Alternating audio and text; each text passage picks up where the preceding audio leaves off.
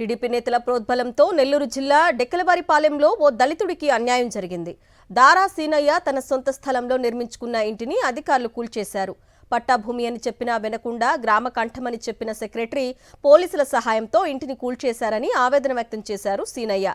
గత 15 సంవత్సరాల నుండి లేని గ్రామ కంఠం టీడీపీ ప్రభుత్వం ఏర్పడగానే వచ్చిందా అంటూ ప్రశ్నించారు.